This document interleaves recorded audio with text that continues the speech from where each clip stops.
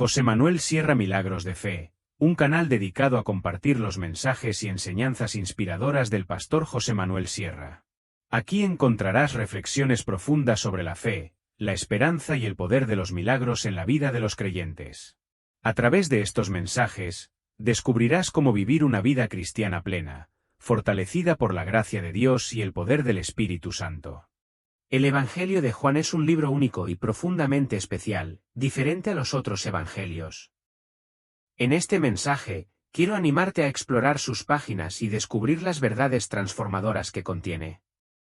Juan escribe de una manera distinta, utilizando conceptos como el logos, para describir a Jesús y resaltando el papel crucial del Espíritu Santo en nuestras vidas. Este evangelio no solo es profundo, sino también accesible para todos. Cualquiera puede leerlo y encontrar en él enseñanzas que pueden cambiar su vida. Está lleno de sabiduría y revela la naturaleza divina de Cristo de una manera clara y poderosa. Es un libro que no solo informa, sino que transforma, ayudándonos a crecer en nuestra fe y acercarnos más al corazón de Dios. Mi invitación es que lo leas, lo medites y permitas que sus palabras iluminen tu vida. Porque en cada versículo encontrarás esperanza, guía y la profundidad del amor de nuestro Salvador. Hermanos, he estado esta semana estudiando el Evangelio según San Juan y me he quedado realmente sorprendido de la joya que tenemos en nuestras manos, sinceramente. Seguramente alguien te habrá dicho en alguna ocasión, cuando le has preguntado, ¿y por dónde empiezo a leer la Biblia? Generalmente se suele decir, por el Evangelio según San Juan. Y yo no sé si lo decimos porque lo consideramos un evangelio muy sencillo, y como una persona está empezando y no sabe nada de la Biblia, pues empieza por San Juan. Pero alguien dijo en cierta ocasión que el Evangelio según San Juan es tan sencillo y tan fácil de entender que cualquier niño podría leerlo y entenderlo sin ningún problema. Pero al mismo tiempo también se ha dicho que es un evangelio tan profundo que puede volver loco a un auténtico teólogo, a un auténtico estudiante o indagador de verdades profundas. El Evangelio según San Juan es una auténtica joya, una auténtica maravilla. Les animo a que lo lean, tiene 21 capítulos, es muy fácil de leerlo, un par de capítulos por día, aunque te aseguro que en cuanto empieces a leerlo te vas a enamorar, porque es un libro completamente diferente. Completamente diferente. De hecho, cuando vas a una escuela bíblica a estudiar la asignatura llamada los Evangelios, Mateo, Marcos y Lucas se llaman los Evangelios sinópticos y se estudian los tres juntos. Pero hay una clase para estudiar aparte, el Evangelio según San Juan, porque es, ya te digo, completamente diferente a los demás otros evangelios. Es el último que se escribió. El primer evangelio que se escribió fue Mateo, más o menos en la misma época en la que se escribió el Evangelio según San Lucas. Tiempo más tarde se escribió el tercer evangelio, el que lleva el nombre de Marcos, y 70 años después de la muerte y resurrección del Señor Jesucristo, es decir, ya rozando el año 100 después de Cristo, Juan decide también contar en la historia de Jesús. Pero, como dijimos la semana pasada, cuando leíamos y compartíamos el capítulo 1, es un evangelio diferente porque no es un evangelio que va dirigido, por ejemplo, a los judíos. Alguien ha dicho que si un no judío en aquella época le caía en las manos el evangelio según San Mateo, seguramente de entrada se iba a aburrir, porque uno de los juegos, digo entre comillas, favoritos de los judíos es el tema de las genealogías. Retroceder en el tiempo, en la historia, y recordar cómo se llamaba su padre, su abuelo, su bisabuelo, su tatarabuelo, y es algo que lo llevan en la sangre, es algo que lo han mamado de pequeño, ¿no? Y en el Evangelio según San Mateo encontramos en el primer capítulo una enorme genealogía que va pues desde los tiempos de Abraham hasta el mismísimo Señor Jesucristo. Pero eso a un gentil, a un griego, le aburriría. No le llamaba para nada la atención, pero como fue escrito para los judíos, a los judíos eso les fascina, ¿no? Sin embargo, el Evangelio según San Juan, que fue escrito 70 años, como acabo de decir, después de la muerte y resurrección del Señor Jesucristo, Es un evangelio que, como vamos a ver ahora ahí en la pantalla dentro de un rato, Juan tiene que seleccionar muy meticulosamente las palabras, porque a estas alturas ya hay más gentiles convertidos que judíos convertidos al cristianismo, o al Mesías, al Señor, ¿no? Por lo tanto, el vocabulario tiene que ser diferente, porque hay términos que para un judío significan una cosa y para un gentil significan otra, o simplemente no significan nada. La palabra Mashiach, Mesías, prácticamente es una palabra inexistente en el Evangelio según San Juan, es una palabra que no aparece mucho, y Juan escoge palabras como por ejemplo vimos el domingo pasado la famosa palabra logos. ¿Os acordáis? Juan capítulo 1, porque el logos para el griego era el que había hecho el universo, el que le daba orden, el que ponía todo en su sitio, el que hacía que todo funcionara. Y entonces él utiliza esa palabra que era muy conocida en el mundo de la filosofía griega y la emplea, y entonces él dice el logos, ese que ustedes llaman el logos, el creador, que no tienen ni idea de lo que están hablando, yo os voy a hablar de él. Y presenta a ese logos como el creador del universo, presenta al logos como encarnado. Hoy hemos cantado una parte de una canción que hablaba acerca del verbo se hizo carne, y vemos cómo Juan es una persona que no solamente tiene que seleccionar muy bien las palabras que va a utilizar, porque la audiencia, los lectores a los cuales va a llegar el Evangelio son personas que no tienen mucho conocimiento de la Biblia, son gente que viene de un trasfondo pagano, de idolatría, un mundo de mitología griega. Entonces él tiene que ser muy cuidadoso en esto, sino que además tienen que tener presente, y cuando sepan esto van a entender por qué Juan utiliza tantas veces ciertas y determinadas palabras. Ya habían empezado a introducirse en las iglesias herejías, las enseñanzas de los famosos gnósticos, personas que decían Dios no pudo crear el mundo, porque el mundo, el cuerpo, la materia es malo. Por lo tanto, un Dios santo, un Dios bueno, un Dios perfecto no puede tener contacto con el hombre bajo ningún concepto, no puede tener contacto con la materia.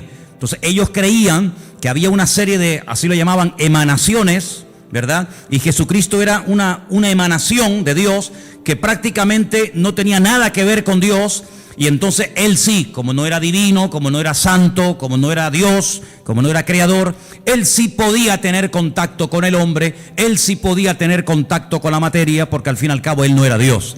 Y eso es lo que algunos gnósticos creían.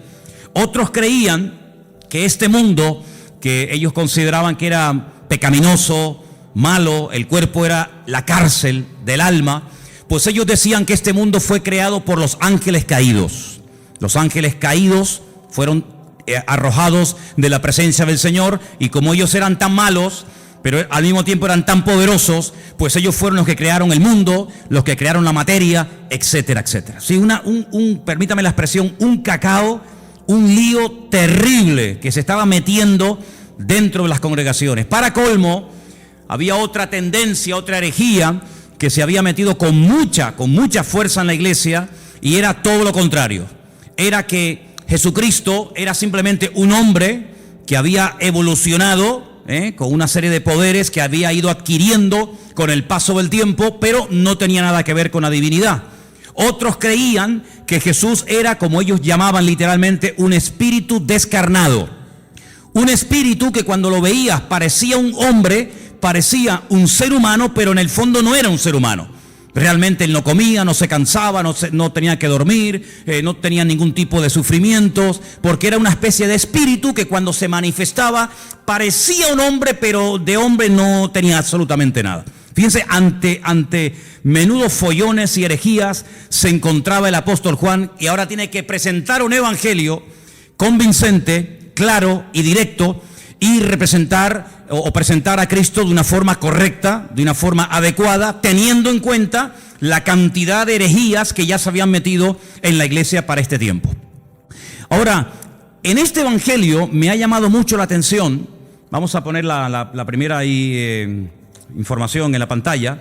Hay cosas que Juan omite completamente, ni las toca. Tenemos, por ejemplo, ahí, ustedes lo pueden ver, el nacimiento del Señor Jesucristo. Juan ni lo menciona. No es que no crea en Él, evidentemente, sino que, como vimos la semana pasada, el Evangelio empieza diciendo: en el principio era la palabra y la palabra era Dios. Es decir, va antes de Génesis 1:1. Antes de Génesis 1:1, va a la eternidad para demostrar que no solamente Jesucristo tuvo un nacimiento físico, sino que Él era un ser eterno, ¿verdad? Creador, que en un momento determinado decide humanarse, decide tomar forma de hombre y venir a este mundo. Por lo tanto, él, el tema del nacimiento, como ya sabe que lo han tocado otros evangelistas, como por ejemplo Mateo, como por ejemplo Lucas, él ese tema no lo toca. Tampoco habla del bautismo, no es algo a lo cual Juan le quiera dar énfasis. No habla de las tentaciones del Señor Jesucristo, que aparecen muy bien explicadas en algunos evangelios. No hace mención a lo que llamamos la última cena, la cena donde Jesús parte el pan y el vino con sus discípulos y establece lo que llamamos el nuevo pacto. No habla de la agonía de Cristo en el huerto de Getsemaní, donde allí es machacado, donde allí es triturada su voluntad y donde allí, digamos, se rinde completamente al Padre diciendo: no se haga mi voluntad sino la tuya. Eso ni lo toca. No habla tampoco de la ascensión de Cristo. Si quieres buscar ese tema, ese momento, en Juan no lo busques porque no lo vas a encontrar. Tampoco habla de parábolas. Por ejemplo, el Evangelio según San Mateo está lleno de parábolas. ¿Por qué? Porque él intenta presentar el reino de Dios, pero sin embargo Juan lo que intenta es presentar al rey del reino de Dios, que es el Señor Jesucristo. Por lo tanto, no habla de las parábolas. Tampoco aparecen milagros de liberaciones de demonios.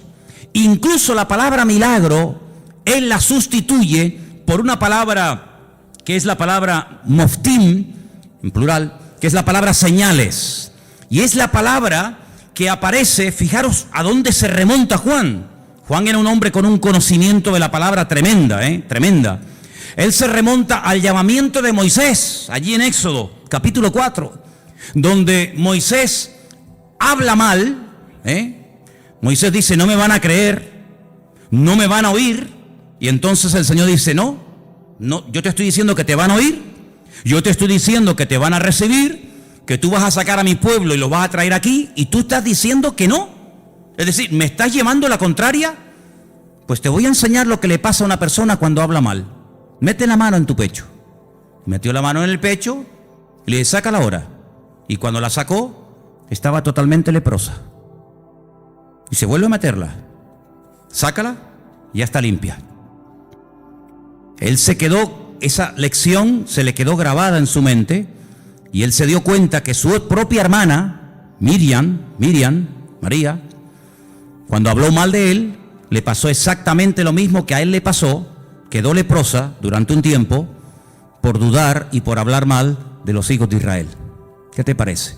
Y no solamente eso, sino que le dice: ¿y ahora qué tienes en tu mano? Dice: tengo una vara. Dice: tírala al suelo, y se convirtió en serpiente. Si le estás dando lugar al enemigo, cada vez que hablas mal. Cógela por la cola y volvió otra vez a convertirse en vara, a convertirse en palo. Estas dos señales no las olvides en tu vida.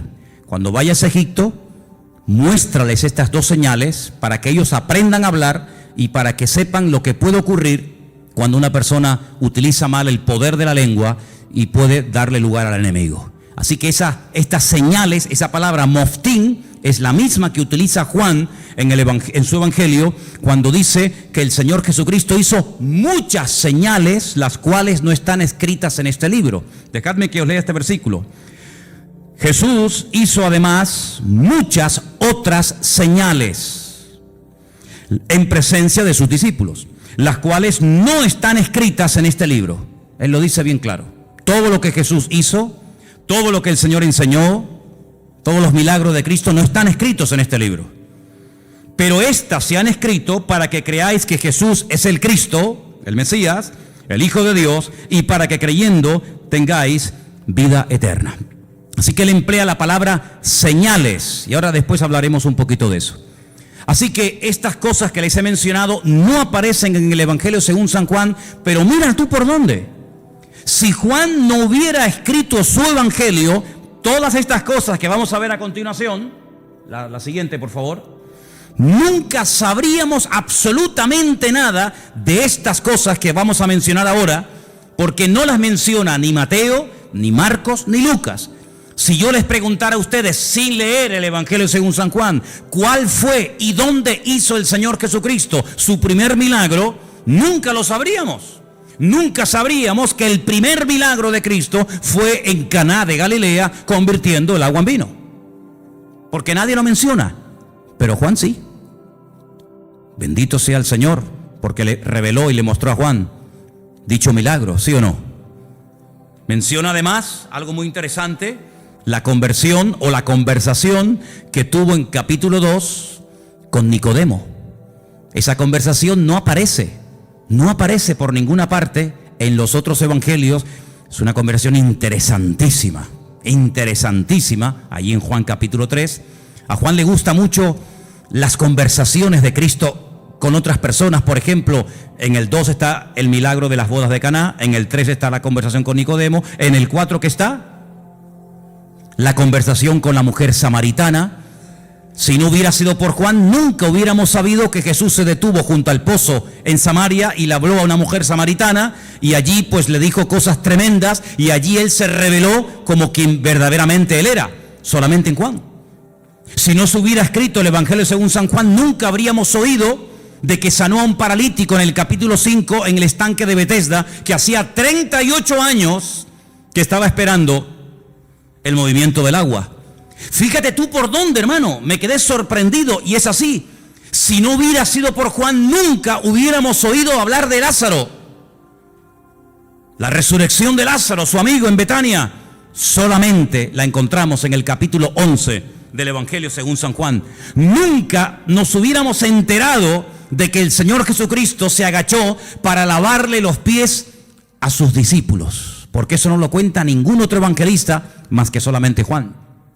Nunca hubiéramos recibido o tenido una enseñanza que va, fíjate, desde el capítulo 14 hasta el capítulo 17 del Evangelio según San Juan, hablando acerca del ministerio, de las funciones del Espíritu Santo, el bendito Consolador.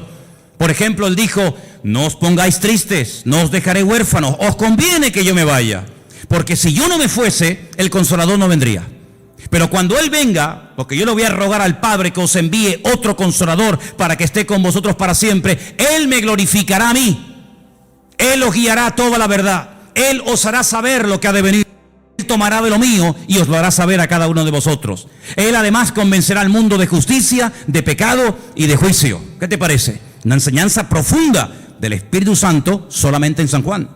Nunca habríamos oído el comentario despectivo, la crítica que Judas hizo cuando vio a una mujer que derramaba sobre él un vaso de alabastro con el nardo puro, aquel perfume. Dice que se llenó toda la casa, y cuando él dice: qué desperdicio tan grande, haber derramado todo este perfume sobre el cuerpo de Jesús, qué desperdicio tan grande. Esto vale más de 300 denarios, un año entero de trabajo total derramado sobre Cristo así, en un momento. Eso aparece en San Juan. Así que es un evangelio que nos da muchísima información, pero es un evangelio diferente. ¿Por qué? No solamente porque cuenta cosas que ningún otro evangelista contó, sino que los demás evangelistas, Mateo, Marcos y Lucas, nos hablan y se centran fundamentalmente en el ministerio de Jesús en el norte del país, en lo que conocemos con el nombre de Galilea. Él se quedó a vivir durante mucho tiempo en Galilea, sobre todo en la ciudad de Capernaum, el pueblo de Naún. Y los evangelios, los 3 primeros, nos cuentan lo que hacía allí. Pero sin embargo Juan cambia de escenario y comienza a hablarnos de cosas que Cristo hacía en el sur del país, en Judea, y sobre todo también en la ciudad de Jerusalén.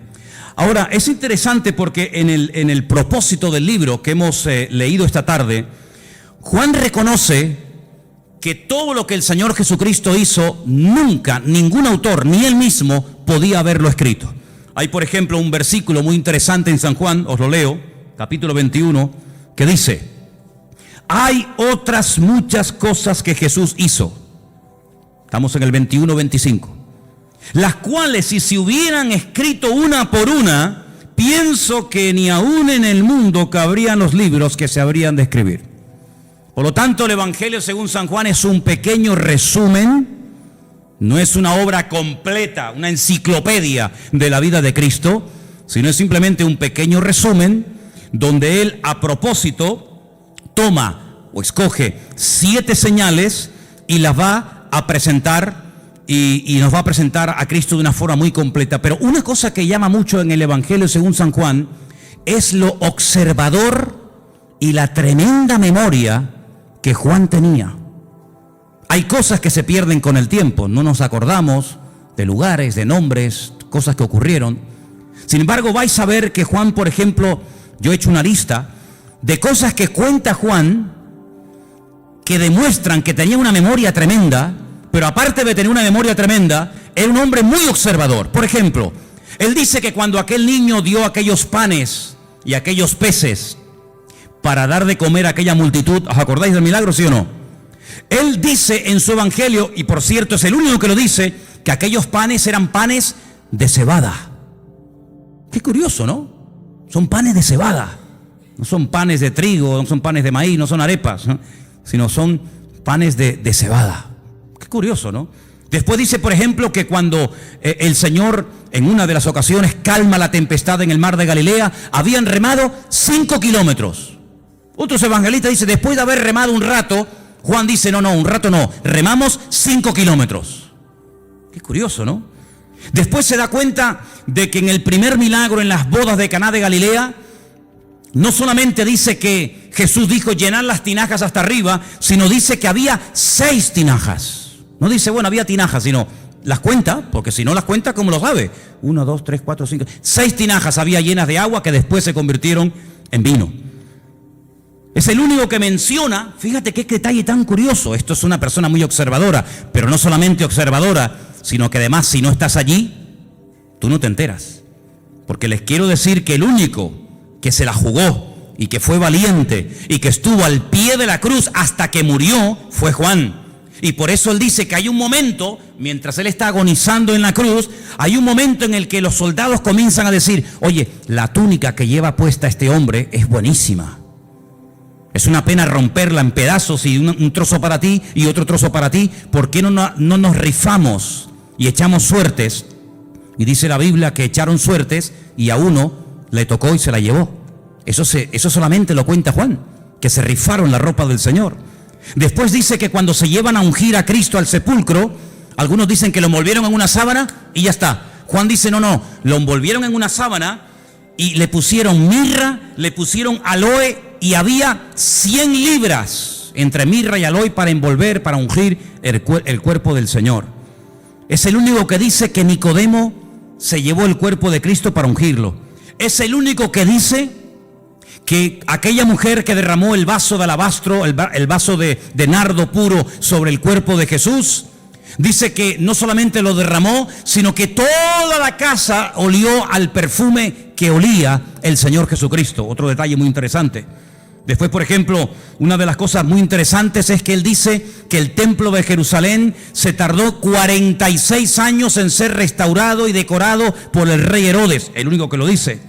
Es el único que menciona el detalle, muy interesante por cierto, que en Juan capítulo 4 dice que los samaritanos y los judíos como que no se llevaban entre ellos, había un pique ahí, ni los samaritanos podían ver a los judíos, ni los judíos a los samaritanos. Son detalles muy significativos de un hombre que se fija mucho.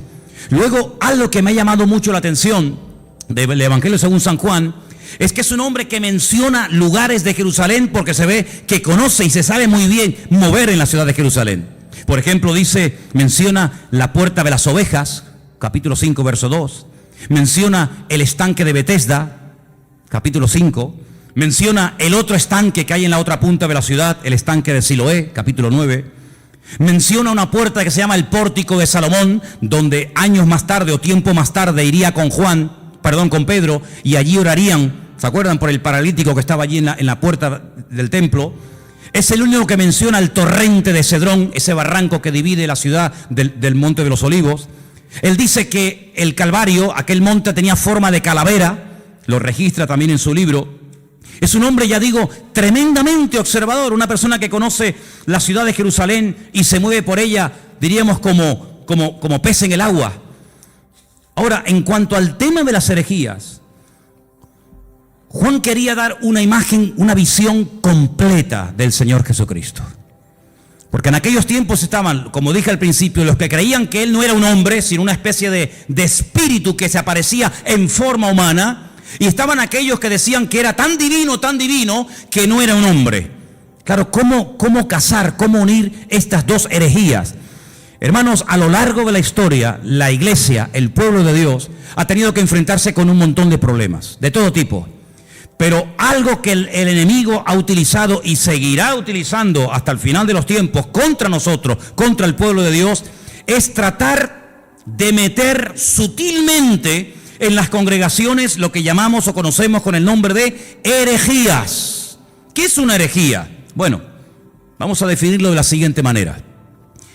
El diablo sabe perfectamente que cuando uno conoce la verdad, cuando uno tiene un encuentro con él, cuando uno conoce la verdad, pues sabe diferenciar perfectamente lo incorrecto. Ya el ejemplo que hemos puesto en otras ocasiones, aquel hombre que trabajaba en un banco manejando todo el día divisas, manejando todo tipo de monedas. Antes había más que ahora, hoy en día con el tema del euro muchas monedas no existen, pero antes cuando viajabas por Europa, cada país tenía su moneda y tenías que cambiar franco, tenías que cambiar libras, tenías que cambiar pesetas, bueno, ya eso prácticamente ha desaparecido. Pero le preguntaron un día a un hombre que manejaba constantemente divisas. Me imagino que habrás tenido que estudiar muchísimo, ¿no? Hacer muchos cursos para diferenciar los billetes falsos de los verdaderos. Y él dijo, jamás en mi vida yo he hecho un curso para estudiar billetes falsos. Y entonces, ¿cómo sabes diferenciar uno falso de uno verdadero? Dice, porque yo he estudiado muchísimo al billete verdadero. Yo lo conozco también, su tacto, hasta cómo huele, las características del billete verdadero, lo que se tiene que ver, lo que no se tiene que ver, dónde tengo que tocar, dónde no tengo que tocar. Lo conozco tan bien que en cuanto me presentan un billete falso, digo, este es falso, este no es verdadero. Porque conozco al verdadero. Ahora, si me pongo a estudiar todo lo falso, al final sé que son falsos, pero no conozco al verdadero. Y lamentablemente vemos que hoy en día también hay gente así. Han estado un poco de tiempo en los mormones, un poco de tiempo en los Hare Krishna, un poco de tiempo en los Rosacruces, un poco de tiempo con los testigos de Jehová, un poco de tiempo con los evangelistas, un poco de tiempo con no sé quién. Al final tienen un cacao en la cabeza terrible, conocen tanto a sectas y filosofía, pero no conocen la verdad. Y Jesucristo no es uno más. Lo que Juan hace es presentar la verdad, porque él dice, la verdad os hará libres. Si yo empiezo a rebatir y a discutir y esto, no, con la discusión no llegamos a ninguna parte. Yo lo que voy a hacer es proponerme, seleccionar una serie de señales, presentaros la verdad de la forma más completa y variada y profunda posible, porque cuando lleguéis a conocer la verdad, cuando lleguéis a intimar con la verdad, os vais a dar cuenta de que lo falso ya no tiene ningún atractivo, ya no tiene ninguna tentación para vuestra vida, porque la verdad no solamente os hará libres, sino que la verdad os hará felices. ¿Cuántos dicen amén? Entonces él presenta a Cristo como la verdad y os vais a dar cuenta que la palabra verdad, verdadero, aparece así de veces en el Evangelio según San Juan. No hay una palabra que se repita más en este Evangelio como la palabra verdad o verdadero. Tengo aquí una pequeña lista, no están todos, pero para que veáis. Dice, yo soy el pan verdadero, el pan que descendió del cielo. No dice yo soy el pan. Bueno, podría decirlo, pero añade la palabra, yo soy el pan verdadero. Y entonces dice, el pan que comieron nuestros padres en el desierto, pues todos los que lo comieron murieron, pero el que coma de mí nunca morirá.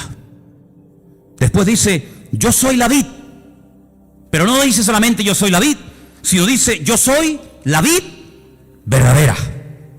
Juan capítulo 15 verso 1.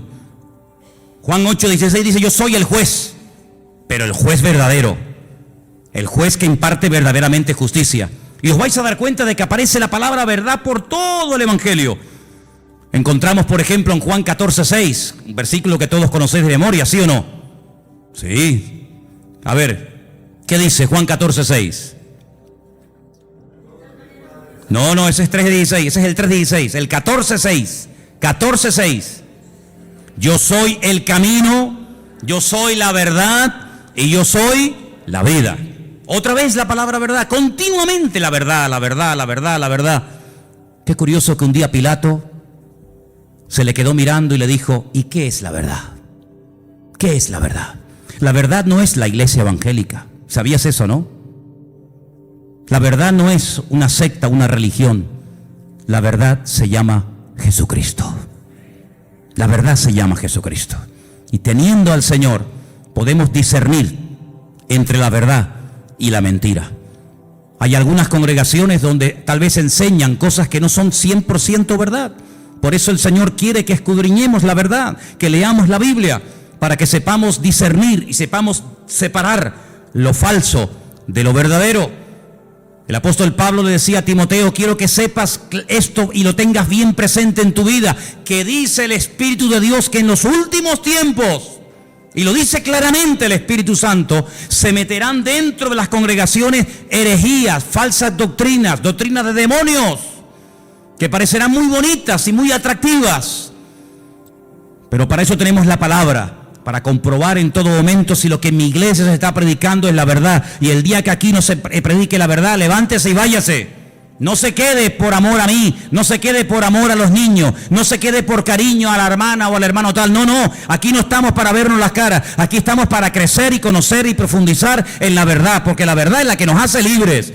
Y si se predica la mentira, pues lo lamento mucho, y aquí no quiero estar ni un minuto de mi tiempo, porque la mentira esclaviza, la mentira es un veneno que le abrimos la puerta y va contaminando nuestra vida. Por lo tanto, compruebe siempre, traiga la Biblia a la iglesia, tome apuntes, escuche los mensajes, y si comprueba que algo no ha sido correcto, que le están enseñando mentira, que le están manipulando la escritura, no haga caso, sea selectivo en esto. Jesucristo vino para darnos la verdad, para abrir nuestros ojos, y la verdad se puede comprobar, no solamente experimentar, se puede comprobar. Y la misma Biblia que yo uso para predicar aquí en el púlpito, la tiene usted. Léala, escudriñela, memorízala, y si ve que no coincide con la verdad, aquí tu tiempo se ha terminado, amigo. Estamos en este lugar para crecer en la verdad. ¿Cuántos dicen amén? Ahora, fíjense qué interesante. En el Evangelio según San Juan hay 7 expresiones muy interesantes que las vamos a ver ahora, pero algo que también hace Juan, no solamente nos presenta a Cristo como el eterno, el creador, el todopoderoso, sino que además nos da ejemplos para que nos demos cuenta que a lo mejor puede haber un creyente, escúchenme bien por favor, puede haber un creyente que no lo entienda todo, pero tenemos que tener paciencia con el que no lo puede entender o aceptar todo. Si yo pusiera, vamos a poner un ejemplo, ¿no? Si tuviéramos este salón ahora mismo dividido en dos, tuviéramos este salón dividido en dos, tenemos en el centro, más o menos, ¿no? Tenemos en el centro una especie de cristal, de prisma, y proyectamos un rayo de luz desde ese lado en dirección al prisma. Todos los que están a mano izquierda verían solamente un rayo de luz, pero todos los que están a mano derecha verían 7, en 7 colores diferentes. Si yo les pregunto a los de la mano izquierda, ¿ustedes qué están viendo? Y me dicen, un rayo de luz. ¿De qué color? Blanca. ¿Seguro que veis uno solo? Contarlo bien, sí, uno solo. Vosotros, hermanos, ¿qué estáis viendo? Pues estamos viendo 7 rayos de 7 colores diferentes. Pero ¿cómo puede ser que unos vean 7 y otros vean 1? ¿Quién está viendo la verdad? Todos. Lo que pasa es que unos están a un lado y otros están a otro lado. Y estos, por estar en un lado, ven más que los que están en otra parte. ¿En qué lado te encuentras de tu relación con el Señor? Hay gente que no ve más allá de lo que ven sus ojos, y por eso se hunden. Por eso se desaniman, porque no ven más allá. Y como le dijo el Señor a Pedro, no pones la mira en los 7 rayos, no pones la mira en las cosas de arriba, sino en las de la tierra. Y claro, cuando uno mira a lo de la tierra se derrumba. Cuando uno mira a lo de la tierra uno se deprime, la fe te la destruye el mundo. Pero cuando tú levantas la mirada, tú ves más allá. Y eso es lo que Juan quiere. No solamente presentarnos al Señor Jesucristo como divino, como creador, como un ser eterno, sino que también lo presenta como humano. Y fijaros las citas que os voy a dar para los que tomen nota, ¿no? En capítulo 2, verso 15, vemos a Cristo enfadado, con un látigo. Comienza a echar fuera a todos los que vendían en su casa y los llama ladrones. Me habéis convertido mi casa en cueva de ladrones. En el capítulo 4, verso 6, te lo encuentras cansado y sediento junto a un pozo, pidiendo un vaso de agua a una mujer samaritana. El Verbo hecho carne, cansado del camino, pidiendo agua. Sus discípulos en el capítulo 4, verso 31, le daban de comer, porque lo notaban que era la hora de comer y él no había comido. En el capítulo 11, prácticamente todo el capítulo te lo encuentras llorando, quebrantado, emocionado, identificándose con el dolor de haber perdido a un amigo, a un ser querido. En el capítulo 1 y en el capítulo 8, verso 58, te lo encuentras en su preexistencia, te lo encuentras que él sabe perfectamente lo que tiene la persona. Por eso Cristo no es un hombre que hace muchas preguntas. Ponte un día a hacer un estudio, te animo a que lo hagas. Empieza a buscar en la Biblia cuántas preguntas Cristo hacía. Generalmente muy pocas. Y la pregunta es ¿por qué? ¿Por qué Jesús no preguntaba cosas a la gente? Porque Él tiene todas las respuestas. Porque Él sabe todas las respuestas. Nosotros para saber ciertas cosas tenemos que preguntar, ¿y cómo fue? ¿Y dónde no fue? ¿Y quién estaba? ¿Y quién no estaba? ¿Y estabas tú? ¿No estabas tú? ¿Y fue arriba? ¿Fue abajo? ¿Era de noche? ¿Era de día? Tenemos que hacer muchas preguntas. Él no hace apenas preguntas porque Él tiene todas las respuestas. Encontramos en el capítulo 17, verso 5, a Jesús. Lo encontramos diciendo que Él tuvo gloria con el Padre. La misma gloria que tenía el Padre, Él la tenía. Y lo encontramos bajando del cielo en el capítulo 6. Pero fíjate tú qué interesante. Encontramos al Señor Jesucristo cansado, lo encontramos al Señor Jesucristo pidiendo agua, lo encontramos dormido en una barca y al mismo tiempo diciéndole a aquella mujer: 5 maridos has tenido y el que ahora tienes no es el tuyo. Diciéndole a uno: he aquí un verdadero israelita. Y le dice: pero si nunca nos hemos visto. Dice: yo te vi a ti cuando estabas debajo de la higuera. Y cuando te lo encuentras en el Evangelio según San Juan diciendo: yo soy antes de Abraham, yo existo antes que Abraham el patriarca. Y le dicen: ¿tú? ¿Pero cómo vas a ser tú antes que Abraham si tú no tienes ni 40 años? Y él les dice: os aseguro que yo soy antes de Abraham. Y yo te digo, no lo dice la Biblia, pero yo también te digo que hasta Abraham habló con el mismísimo Señor Jesucristo, y el Señor Jesucristo habló con el mismísimo patriarca Abraham. ¿O quién te crees que era Melquisedec? Melquisedec, Melech Sadik, el rey de justicia, sin genealogía, sin padre, sin madre, sin principio de fin ni de días. Allí estaba el Señor dándole pan y vino al patriarca Abraham, y el patriarca Abraham dándole los diezmos a Melquisedec, el rey de Salem, el rey de justicia. ¿Qué te parece? Ahora, a lo largo del capítulo, a lo largo del libro del Evangelio según San Juan, encontramos en 7 ocasiones al Señor Jesucristo utilizando la expresión anojí. En hebreo hay 2 formas de decir yo. La habitual, la común, la que se suele utilizar siempre, la que todo el mundo usa es aní. Aní, yo, aní. Pero cuando Dios dice yo, generalmente Él utiliza otro yo que no lo utiliza el ser humano. Es el yo, el pronombre personal, primera persona que utiliza Dios, y es Anojí. Anojí es yo cuando habla Dios, y Aní es yo cuando habla un ser humano. En el Evangelio según San Juan encontramos 7 Anojí. Juan 6:48, Anojí lejen Jaim, yo soy el pan de vida, el pan verdadero. Anojí or haolam, Juan 8:12, yo soy la luz del mundo. Encontramos al Señor diciendo: yo soy la puerta de las ovejas, Juan 10:7. Encontramos en Juan 10:11 diciendo: yo soy el buen pastor. Lo encontramos en Juan 11:25 diciendo: yo soy la resurrección y la vida. Lo encontramos en Juan 14:6 diciendo: yo soy el camino, la verdad y la vida. Y lo encontramos en el 15:1 diciendo: yo soy la vid verdadera. Y todas las veces que dice eso, dice Anojí, Anojí, Anojí. Por eso la gente se quedaba diciendo: ¿pero qué está diciendo? Hoy en esta iglesia ha habido algo impresionante que a mí me ha impactado muchísimo. Y es que se ha cantado y se ha pronunciado el verdadero nombre de Dios. El nombre que habéis pronunciado esta tarde en esa canción, que después la vamos a cantar al final, otra vez más, es el verdadero nombre de Dios. Y ese nombre tiene que ver con la existencia. Tiene que ver con la existencia misma. Nadie le ha dado existencia a Él. Él le da existencia a todas las cosas. Pero hay algo muy interesante en el Evangelio según San Juan, y es que nuevamente aparecen 7 ventanas. Fíjate qué interesante.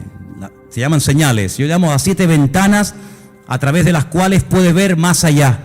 Porque algo que tenemos que tener presente, y Juan lo hace de una forma muy sutil, pero muy bien presentada, es que cuando te habla de un milagro, cuando te habla de algo que hace el Señor, Él te deja como en puntos suspensivos para que tú pienses y veas que no solamente es un milagro, algo que ocurre en un momento puntual del tiempo, sino que es una señal, es una forma de indicarte que detrás de ese milagro hay una manifestación de la gloria de Dios.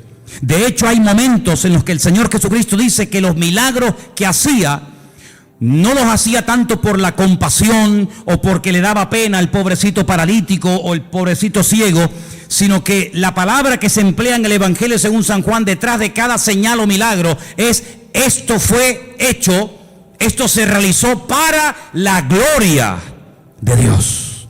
Porque un milagro no es algo que solamente suple la necesidad en el momento de una persona. Una persona está leprosa, ¿qué quiere? Pues que se sane la lepra. Una persona está poseída por demonios, ¿qué es lo que quiere? Ser libre de esta atadura espiritual. Una persona no ve y Jesús, ¿qué quieres que te haga? Pues quiero ver, o no puedo caminar, levántate y camina. Sino que el Señor va más allá de la necesidad temporal de la persona. Esto lo hago para la gloria de Dios. Cuando lo dicen los discípulos en Juan capítulo 9, y este hombre que no tiene ni ojos, que están huecas las cuencas, no tiene el globo ocular, este hombre, esto es algo terrible. Esto no es normal que una persona nazca con las cuencas de los ojos vacías. El padre tuvo que cometer un pecado terrible, ¿no? Y este es el castigo de Dios, o él mismo. Y Jesús le dijo: ni una cosa ni otra. Este hombre nació así, sin posibilidad de ver. Si a este hombre, ni operándolo, el mejor oftalmólogo del mundo no podría devolverle la vista a este hombre, porque este hombre no tiene globo ocular, está hueca, no tiene nada. Yo solamente he visto a un hombre en toda mi vida así. Ciegos hemos visto todos, y de vez en cuando pues vemos a algún ciego, pero solamente vi a un hombre en la puerta de Damasco en Jerusalén hace unos cuantos años atrás. Lo vi y me llamó tanto la atención porque tenía la cuenca de los ojos hueca, vacía, no tenía el globo ocular. Así era el problema de este hombre. Y los discípulos nunca habían visto algo semejante. Le dicen: pero qué pecado terrible tuvo que cometer sus antepasados o él para nacer así. Y Jesús dijo: no, ¿sabes por qué este hombre ha nacido así? Ya estamos buscando siempre, perdonen, las 4 patas a los gastos, ¿no? Que si una maldición, que si un trabajo de hechicería, que si el pecado del abuelo, que si una maldición hereditaria. No, mira, quítense todo ese rollo de la cabeza. ¿Saben? Les voy a decir la verdad. ¿Saben por qué este hombre nació así? Para que se manifieste hoy delante de todos ustedes la gloria de Dios. Entonces, ¿qué hace el Creador? ¿Qué hace el Señor? Coge barro, le hace el globo ocular, como una albondiguilla, ¿no? Se la pone en los ojos y le dice: vete a lavarte al estanque de Siloé, que está en la otra punta, allí bajando el torrente de Cedrón. Vete allá a lavarte. El pobrecito va calladito, sin protestar, humilde. Cuando llega al estanque de Siloé, el hombre se quita el barro de los ojos y vuelve viendo. Y los judíos le dicen: pero tú no puedes hacer eso. Hoy es Shabbat, no se puede quebrantar el Shabbat. Y dice: ¿cómo que no? El que me dijo, el que me untó los ojos con barro, él fue el que me dio la orden. Discutan con él si quieren. Ese hombre es un pecador, le dicen, es un pecador. ¿Un pecador? Pues menudo pecador. Porque ustedes, siendo tan santos y tan religiosos, nunca me solucionaron mi problema. Y este que ustedes dicen que es un pecador, me ha mandado a lavarme al estanque de Siloé y regreso viendo. Y nunca, le dice el ciego a estos religiosos, nunca se ha oído en la historia, y se ve que conoce la Biblia, nunca se ha oído en la historia que un pecador, que un hombre malo, le haya dado la vista a un ciego. Y además solamente os digo algo: yo solamente sé que antes era un ciego y que ahora veo.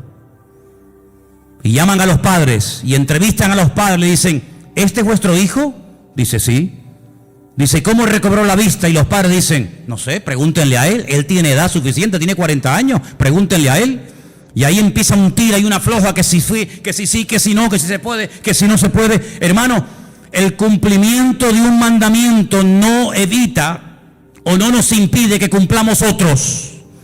Si yo por cumplir con un mandamiento me olvido de que la Biblia no solamente tiene uno, sino tiene cientos de mandamientos, estoy cometiendo una gravísima equivocación. Estoy haciendo un sobreénfasis sobre algo que ni siquiera prohíbe la Biblia.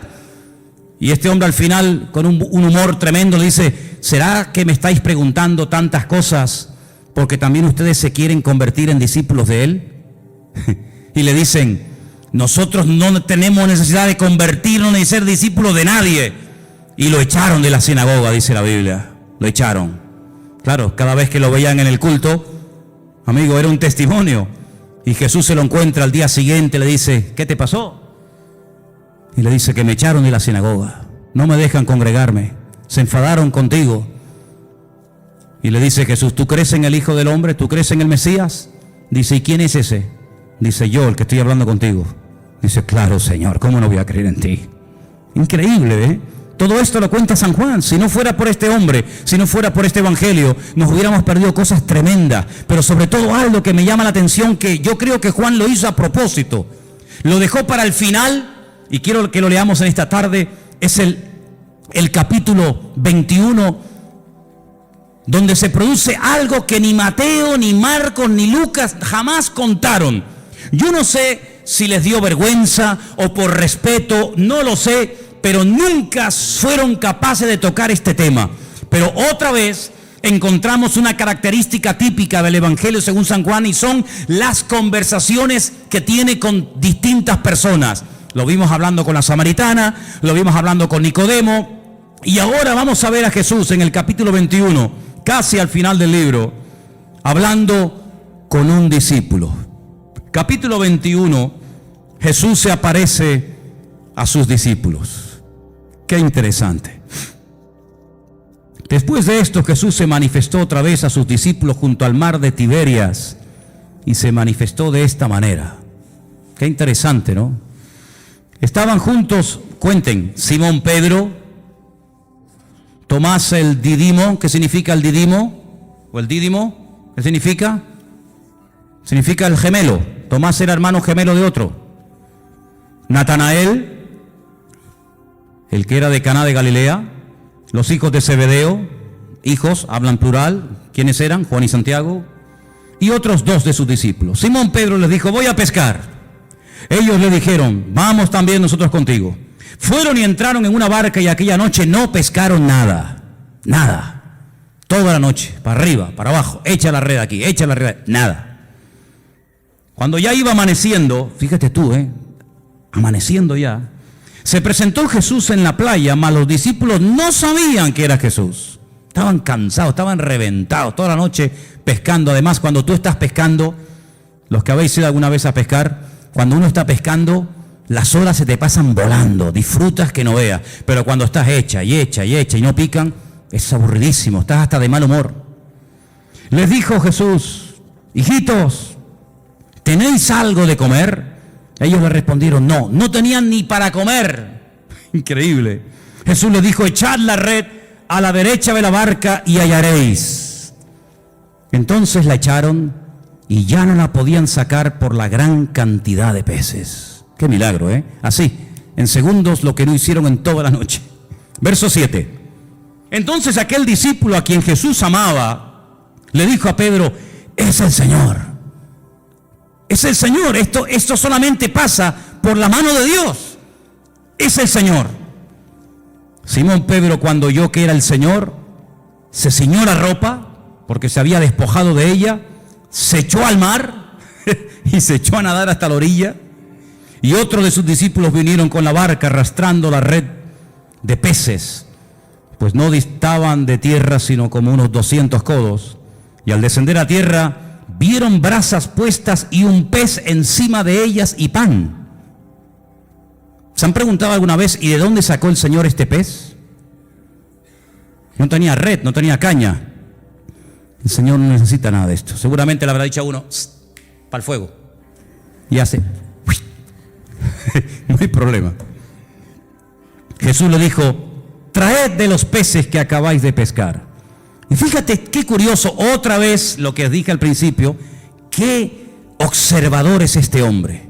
Otro hubiese dicho, había un montón de peces, Manolo, un montón, pero fíjate lo que dice Juan.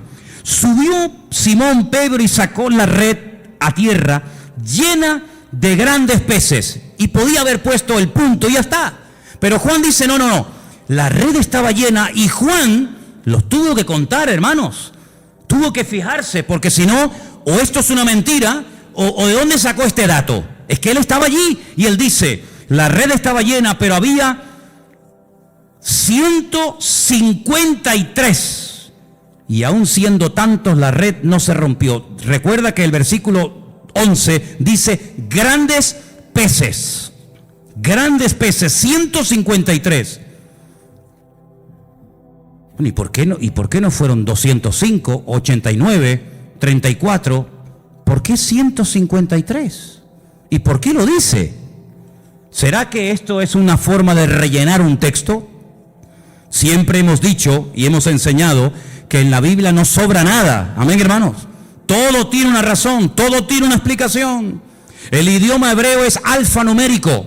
Las letras son números, los números son letras. Juan hace así y dice 153. Juan es judío, Juan no es canario, no es alemán, no es latinoamericano. Juan es judío. Juan ve letras y al momento ve números y ve letras. Es la mentalidad, está en el chip del cerebro del judío. El judío hace así y ve una palabra y sabe cuánto suma la palabra, porque cada letra es un número y cada número es una letra. Y él en San Juan, en el libro del Apocalipsis, no me voy del tema, pero solamente un ejemplo. En el libro del Apocalipsis, él dice, cuidado hermanos, aquí hay sabiduría, el que lee, entienda. Os voy a dar un dato en clave, pero ustedes que saben lo que estoy diciendo me van a entender. Cuando venga ese hombre perverso, su nombre o el número de su nombre es 666, 666.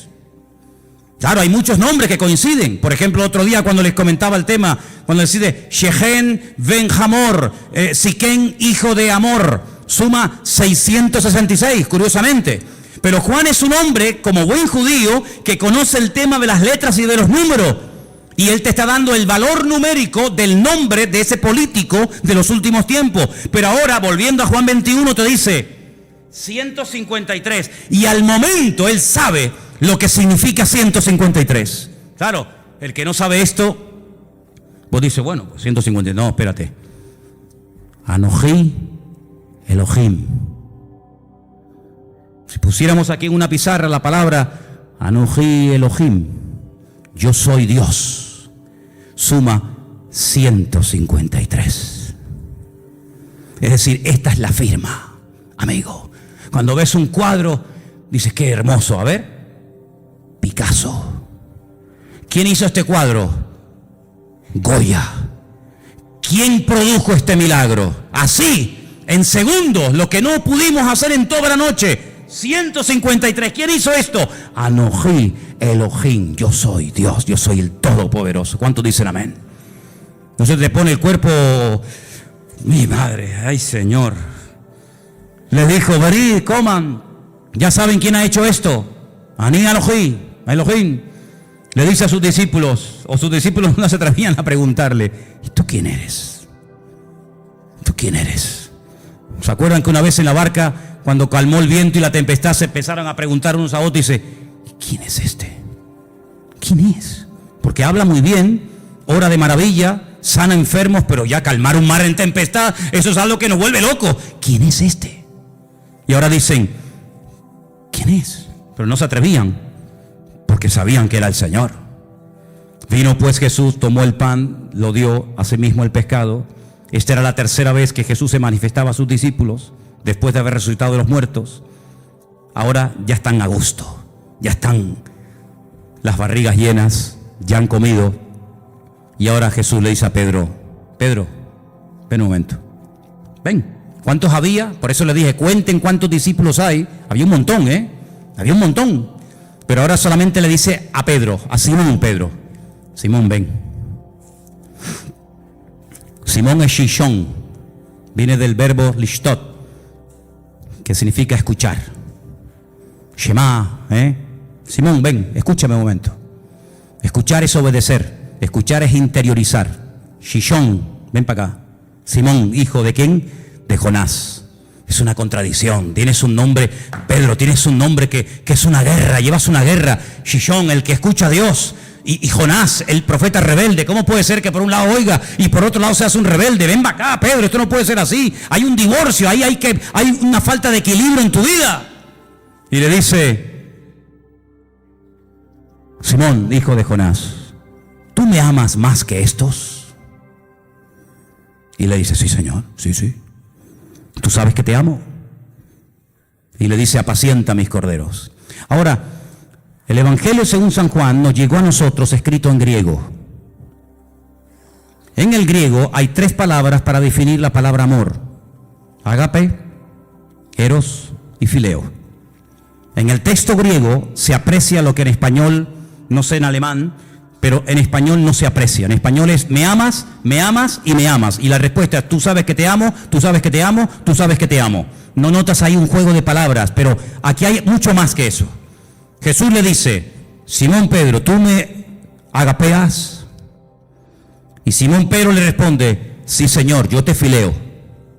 No, yo no te estoy preguntando eso. Yo te estoy preguntando si tú me agapeas, si tú me amas a mí como yo te amo a ti. Con ese amor perfecto, ese amor de Dios. Y Pedro le dice: sí, Señor, tú sabes que yo te fileo, tú sabes que yo te amo como un amigo. Pero es que yo no te estoy preguntando si tú quieres ser mi amigo.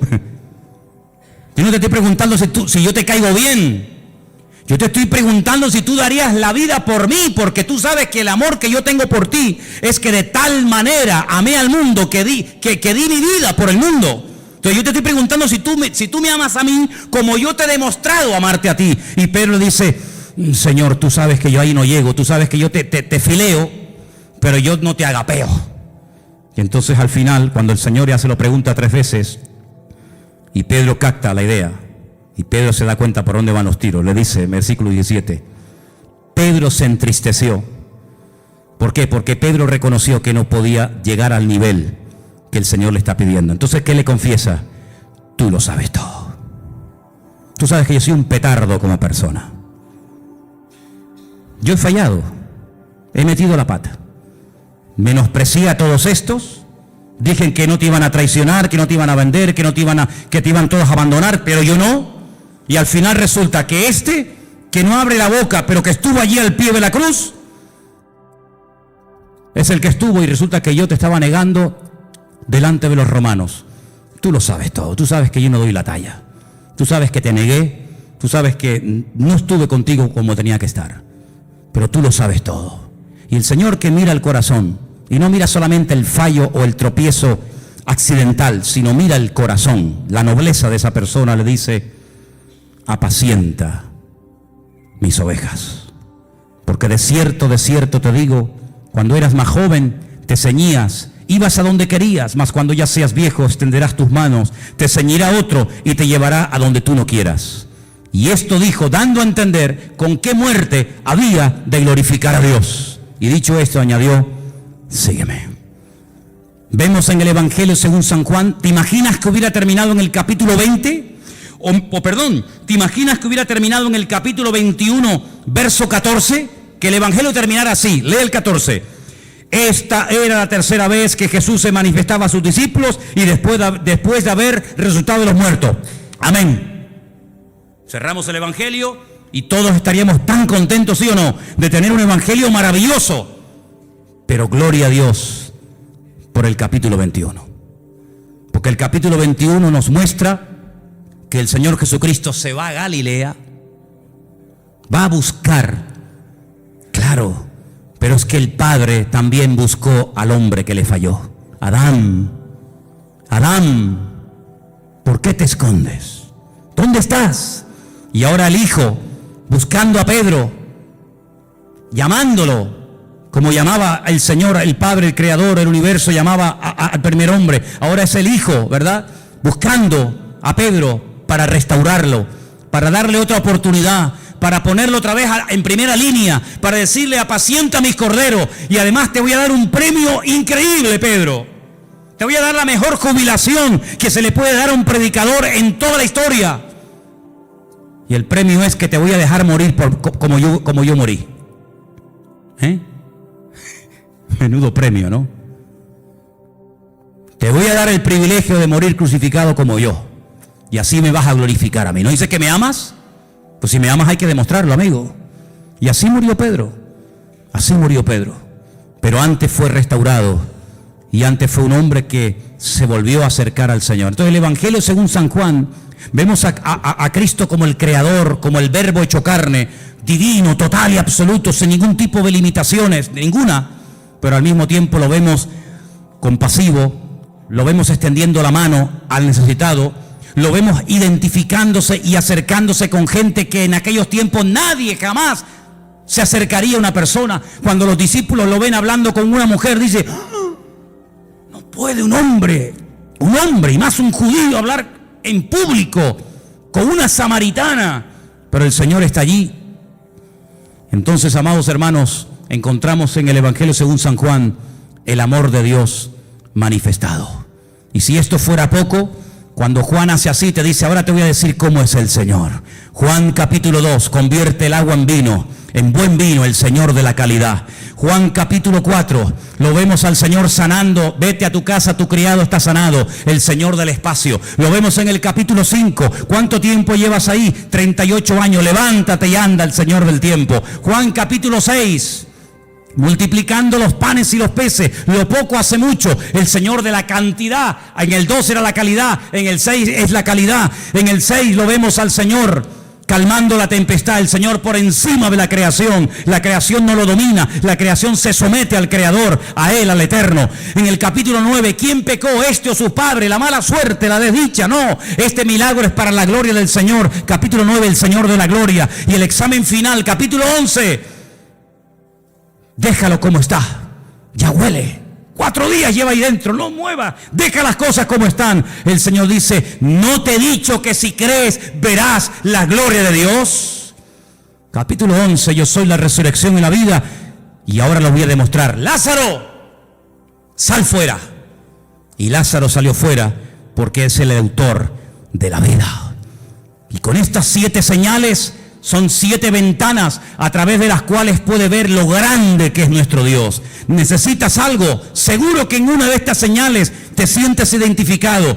Seguro que en una de estas 7 ventanas donde Juan proyecta la gloria y la majestad y la singularidad del Señor, te sientes identificado y puedes apropiarte de cada una de ellas.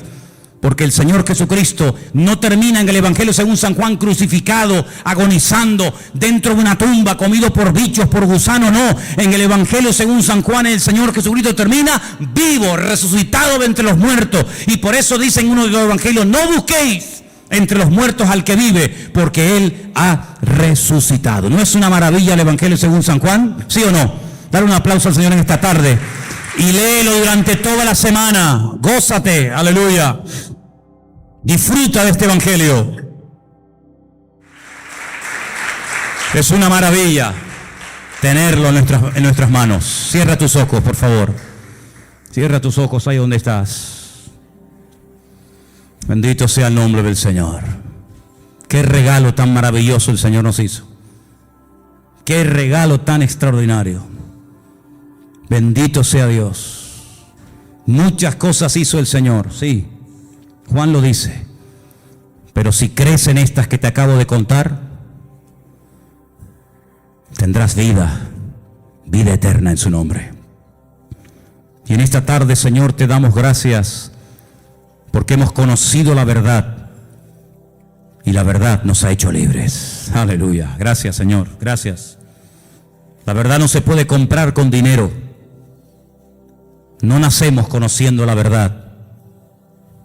La verdad tiene nombre, hay que buscarla. A veces la verdad cuesta encontrarla porque buscamos en caminos equivocados. Pero cuando buscamos adecuadamente, la verdad sale a la luz. Y si buscas la verdad, búsquela en las páginas de la Biblia. En la Biblia encontrarás al Dios verdadero, al Dios vivo, al Dios todopoderoso, manifestándose a la humanidad. Santo es el Señor. Quiero que le des gracias en esta tarde al Señor ahí donde está sentado, por tener el privilegio de tener la verdad en tu corazón, en tu vida, y también entre tus manos la Biblia, la espada del Espíritu, el mapa del viajero, la brújula del piloto, la palabra de Dios viva y eficaz, el espejo donde vemos la gloria de Dios, el pan de vida, el martillo que golpea la piedra, el fuego que calienta el espíritu y el alma. Bendito sea Dios. En esta tarde recibe toda la gloria, Dios mío. Recibe toda la alabanza. Oh Yahweh, Dios Todopoderoso, aleluya. Quiero que en esta tarde te regoces y te regocijes ahí sentado donde estás, sin moverte, ahí quieto. Quiero que escuches la letra de esta canción con tus ojos cerrados. Escucha el nombre de tu Dios. Escucha el nombre del eterno Dios. Aleluya. Vamos a gozarnos en el Señor.